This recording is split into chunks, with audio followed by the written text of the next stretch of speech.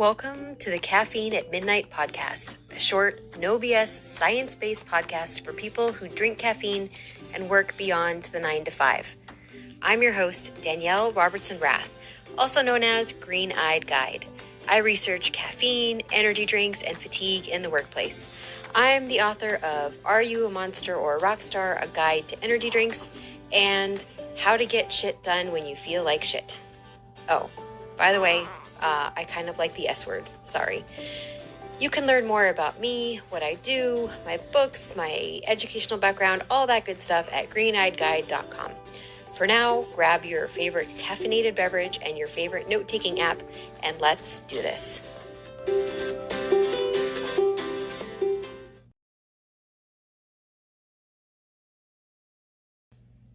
Sleep deprivation affects us in a number of ways, and I'm kind of going to go through the range of domains or the range of ways that sleep deprivation affects us, thanks to a handy little table in one of my favorite books, which is Sleep and Work.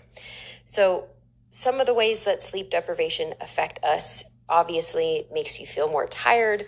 It impairs your concentration, your memory. After a long time of sleep deprivation, you feel like you have a reduced quality of life because it makes you irritable and anxious. It might increase your risk for substance abuse, and let's throw caffeine in that category. You can have increased headaches, gastrointestinal distress. Obviously, it makes you less vigilant and attentive, more prone to make errors, which means you're more likely to make mistakes or have an accident, especially if you're driving while sleep deprived. It can also reduce your productivity, your motivation, your job satisfaction, and ultimately it can affect your job too, right? It can affect your employer because you might take more sick days or you might get hurt at work, which means your employer has to pay for some of that. So that's the range of ways that sleep deprivation affects us. Let's talk about what to do about it. So here's your 3 tips. Here's 3 things you should do if you are sleep deprived. I'm not talking about preventing sleep deprivation. I'm talking about surviving it. Like preventing it, that ship has sailed. You are now suffering from sleep deprivation. What do you do? Here's your 3 tips.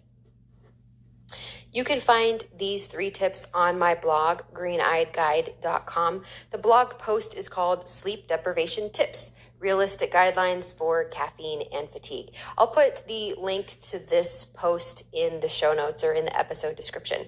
But real quick, we'll go through them. So tip number 1, you don't have to quit your caffeine, but you shouldn't double your dose either. There's something called the Yerkes-Dodson law, which is this nice little curve that says that with increased stimulation, you have increased performance. And that stimulation can come from caffeine, or it can come from an exciting idea. It can come from a number of sources. But there's a point, there's a certain sweet spot. Beyond that point, you're too stimulated. You're actually overstimulated and you perform worse. So caffeine can push you past that peak. Sometimes when people are sleep deprived, they think they need twice as much coffee or 2 times the number of energy drinks they normally have. But that can actually backfire because it might push you past that peak and you might feel more agitated than alert. So just nurse your caffeine. This is your tip number 1. Nurse your caffeine so that you can find your sweet spot in that Yerkes-Dodson curve so that you feel alert without being anxious. You have to really be cognizant of how that caffeine is affecting you and try and take it slow. Me personally, I made my Monster energy drink last the whole entire day. I took, little sips throughout the day to just kind of keep me going. And that helped me stay alert without becoming agitated.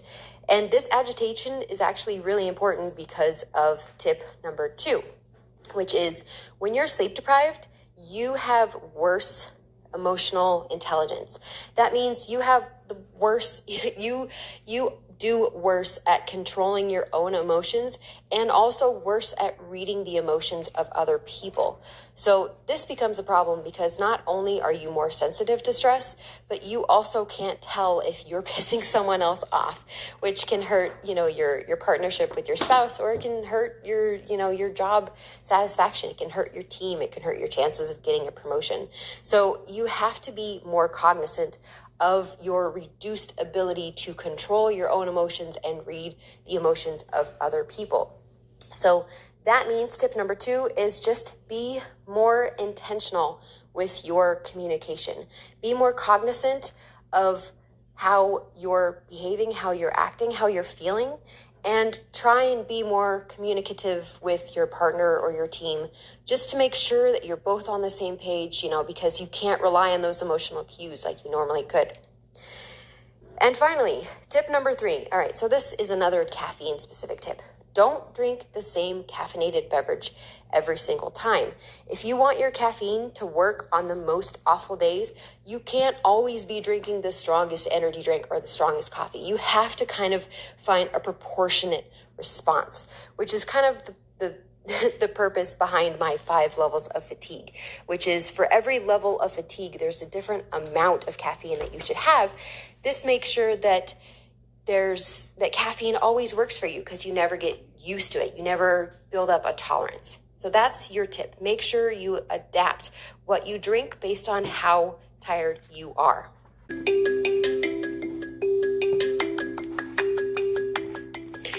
I hope this was helpful. If you enjoyed today's episode, I would really appreciate it if you shared it with at least one person.